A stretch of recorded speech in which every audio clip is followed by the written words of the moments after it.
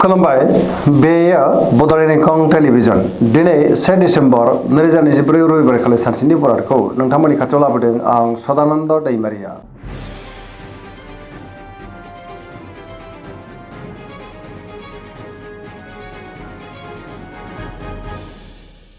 सिगां फरायनो लादों मेष राशि गिबि हांखो अ ल दिनैनि साना जोबोर मोजां बहाबा दावबायनो एबा हान्थिनो खाबु मोननो हागौ आरो मोजाङैनो हान्थिनोबो हागोन। गोसोनि साननायफ्रा दिनै मोगथाङाव जाफुंनोबो हागौ। गुबुनजों मोजां सोमोन्दो लाखिनोबो रोंगोन। सिगांनि बबेबा आद्रा खामानियाबो दिनै मावफुंजानो हागौ। मावनो लानाय खामानिफ्रा दिनै गोख्रैनो मावफुंजागोन। गोसोनि साननायफ्रा मोगथाङाव जाफुंगोन। देहाया दिनै मोजाङैनो थागोन। रांखावरियाव मोजां होनजायो। बेफार फालांगियावबो मोजां। आयाबो दिनै बांनो हागौ। न'खराव बिसि फिसायनि गेजेराव अननानै फैगोन। बिमा बिफानिफ्राय अननाय बोरखौ दिनै मोननो हागौ आरो बिदा फंबायजों मोजां सोमोन्दो थागोन। गुबुननि गोसोखौ गोरलैयैनो बोनोबो हागोन। गोसोनि बोलोआ बांनो हागौ। समाजाव बयजोंबो मान होजागोन। सेंग्रा सिख्लाफ्रा गावबा गावनि गोसोनि साननायखौ दिनै फोरमायलायनोबो हागोन। पजिटिभ एनार्जिनि गोहोम गोग्लैगोन। फरायसाफ्रा दिनै फरायनायाव गोसो दुंखांगोन आरो मोजां फिथाइ मोननोबो हागोन।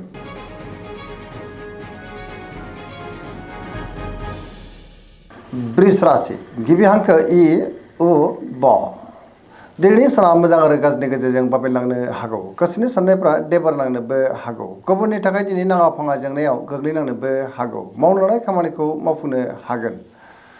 अब्लाबो नाथाय गियाननि आंखाल जानोबो हागौ। माबा मोनसे गोरोन्थिबो मावफ्लांनो हागौ। रांखावरियाव बारा मोजां नङा। नाङा फाङा खरसाया बांनो हागौ। बेफार फालांगियावबो दिनै बारा मोजां नङा होनजायो।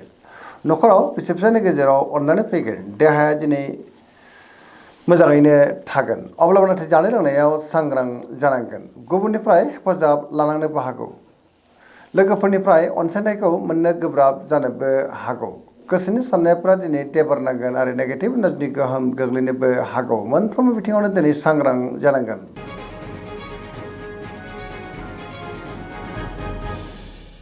मिथुन राशि गिबि हांखो क स दिनैनि साना जोबोर मोजां।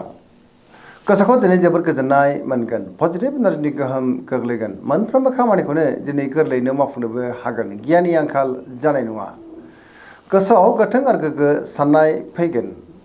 सोरबा गोजाम लोगोजों बहाबा लोगो मोनज्लायनाय गोसोआ दिनै जोबोर खुसि जानोबो हागौ। रांखावरियाव जोबोर मोजां। बेफार फालांगियावबो दिनै जोबोर मोजां मुलाम्फा मोननो हागोन। न'खराव अनलायनाय फैगोन। समाजाव दिनै गोबां मान मोननो हागोन। गोसोनि बोलोआ बांगोन। मावनो लानाय खामानिफ्रा दिनै थि समावनो आरो गोरलैयैनो मावफुंजानो हागौ। सोरजोंबा बाख्नायजानोबो हागौ। लाइमोनफ्रा दिनै जोबोर रमान्टिक जागोन आरो गावबा गावनि गोसोनि साननायफोरखौ फोरमायलायनोबो हागोन।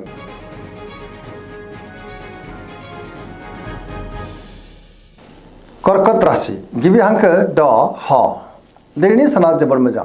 गोसोखौ जोबोर गोजोननाय मोनगोन। सोरबा लोगोजों बाख्नायजानोबो हागौ। गोसोनि साननायफ्रा दिनै मोगथाङाव जाफुंनोबो हागौ। गोसोआव पजिटिभ साननाय फैगोन। मावनो लानाय खामानिफ्रा दिनै थि समावनो आरो गोरलैयैनो मावफुंजानो हागौ।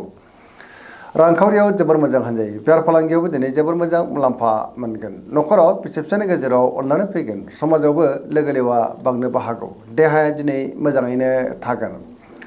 गुबुननिफ्राय अनसायनाय मोननो हागोन। समाजाव बयजोंबो मान होजागोन। फरायसाफ्रा दिनै फरायनायाव गोसो दुंखांगोन आरो मोजां फिथाइ मोननोबो हागोन। गोबां मोजां खाबुबो दिनै मोननो हागौ।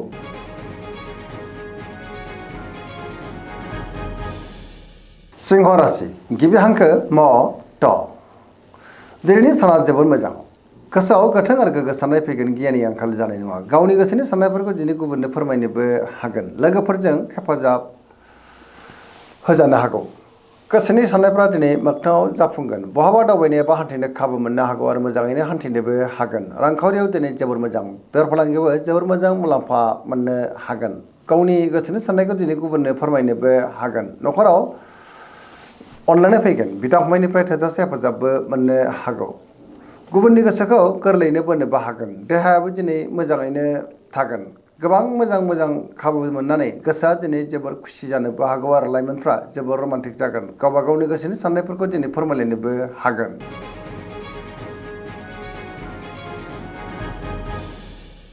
कन्या राशि गिबि हांखो प ट दिनैनि साना जोबोर मोजां।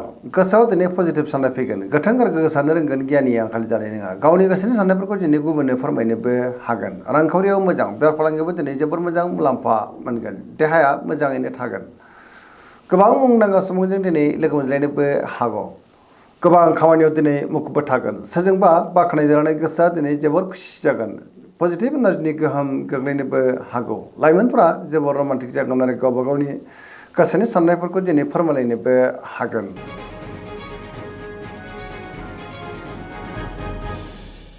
तुला राशि गिबि हांखो र ट दिनैनि साना जोबोर मोजां गोबां मोजां खाबु दिनै मोननो हागौ सिगांनि बबेबा जेंनाखौ दिनै गोरलैयैनो सुस्रांनो हागोन गोसोनि बोलोआ बांगोन गावनि गोसोनि साननायखौ दिनै गुबुननो फोरमायनोबो हागोन गुबुनजों मोजां सोमोन्दो लाखिनोबो रोंगोन मोननो गोनांखौ दिनै मोननो हागौ रांखावरियाव मोजां बेफार फालांगियाव मोजां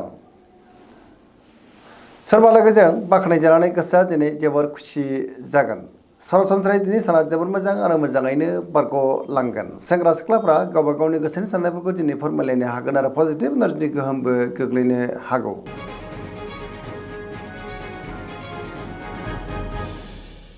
वृश्चिक राशि गिबि हांखो न स दिनैनि साना जोबोर मोजां पजिटिभ एनार्जिनि गोहोम गोग्लैगोन समाजाव बयजोंबो मान होजागोन सोरबा गोजाम लोगोजों बहाबा लोगो मोनज्लायनानै गोसोआ दिनै जोबोर खुसि जानोबो हागौ गोसोआव दिनै गोथों आरो गोग्गो साननाय फैगोन गियाननि आंखाल जानाय नङा मावनो लानाय खामानिफ्रा दिनै थि समावनो आरो गोरलैयैनो मावफुंजागोन गुबुननिफ्राय थोजासे हेफाजाबबो मोननो हागौ गोसोनि बोलोआ बांगोन समाजाव बयजोंबो मान होजागोन न'खराव अनलायनाय फैगोन रांखावरियाव दिनै जोबोर मोजां बेफार फालांगियावबो दिनै जोबोर मोजां मुलाम्फा मोनगोन देहाया दिनै मोजाङैनो थागोन फरायसाफ्रा दिनै फरायनायाव गोसो दुंखांगोन आरो मोजां फिथाइ मोननोबो हागोन लाइमोनफ्रा जोबोर रमान्टिक जागोन आरो गावबा गावनि गोसोनि साननायफोरखौ दिनै फोरमायलायनोबो हागोन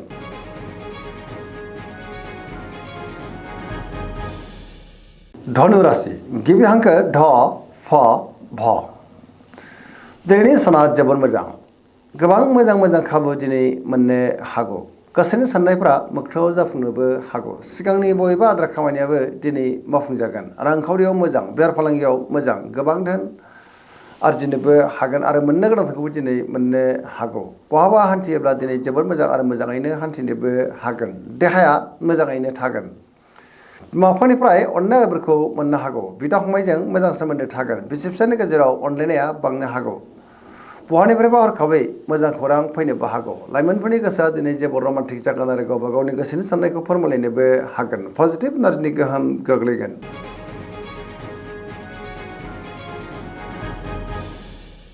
मकर राशि गिबि हांखो ख ज दिनैनि साना जोबोर मोजां गोसोआव गोथों आरो गोग्गो साननाय फैगोन गियाननि आंखाल जानाय नङा गावनि गोसोनि साननायफोरखौ दिनै गुबुननो फोरमायनोबो हागोन रांखावरिया जोबोर मोजां बेफार फालांगियावबो दिनै जोबोर मोजां मुलाम्फा मोननो हागोन सिगांनि बबेबा आद्रा खामानियाबो दिनै मावफुंजानो हागौ गोबां मोजां खाबु मोननानै गोसोखौ दिनै जोबोर गोजोननाय मोनगोन गुबुनजों मोजां सोमोन्दो लाखिनोबो रोंगोन मोनफ्रोमबो खामानिखौ दिनै गोरलैयैनो मावफुंलांनो हागोन गोदान खामानियावबो आखाइ होजेननो हागोन न'खराव बिसि फिसायनि गेजेराव अननानै फैगोन बिदा फंबायनिफ्राय हेफाजाबखौ मोननो हागोन सेंग्रा सिख्लाफ्रा दिनै जोबोर रमान्टिक जागोन गावबा गावनि गोसोनि साननायफोरखौ फोरमायलायनोबो हागोन आरो सरासनस्रायै दिनै साना जोबोर मोजां आरो मोजाङैनो बारग'लांगोन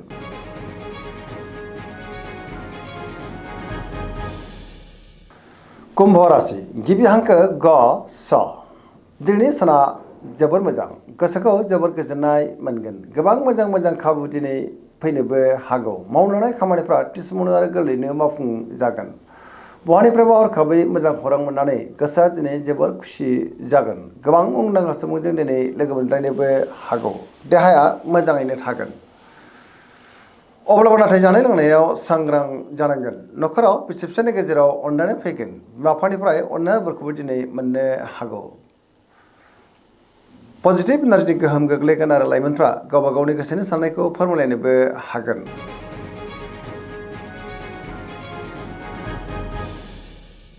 मीन राशि गिबि हांखो ड स दिनैनि साना मोजां आरो गाज्रिनि गेजेरजों बाबेनलांनो हागौ गोसोआव गोनो गोथो साननाय फैनोबो हागौ गुबुननि थाखाय नाङा फाङा जेंनायाव गोग्लैनांनोबो हागौ माबा नङा मोनसे जेंनाजों मोगा मोगि जानांनोबो हागौ देहाया दिनै बारा मोजां थानाय नङा जानाय लोंनायाव सांग्रां जानांगोन गोबां रोखोमनि देहायारि जेंनाजों मोगा मोगि जानांनोबो हागौ रांखावरियाव मोजां बेफार फालांगियावबो मोजां होनजायो गुबुनजों दिनै मोजां सोमोन्दो लाखिनोबो रोंगोन फरायसाफ्रा फरायनायाव गोसो दुंखांगोन आरो मोजां फिथाइ मोनगोन अब्लाबो नाथाय नेगेटिभ एनार्जिनि गोहोमबो गोग्लैनो हागौ मोनफ्रोमबो बिथिङावनो दिनै सांग्रां जानांगोन दिनैनि राशि फरायनाया एसेनोसै जोबनायाव बेखौनो खावलायो जाहाथे नोंथांमोना सानफ्रोमबो जोंनि बे बड'लेण्ड इंखं टेलिभिजनखौ नायबाय थायो आरो साबस्क्राइब खालामो लोगोसे लाइक खालामो आरो शेयार खालामो एसेनोसै गोजोन्थों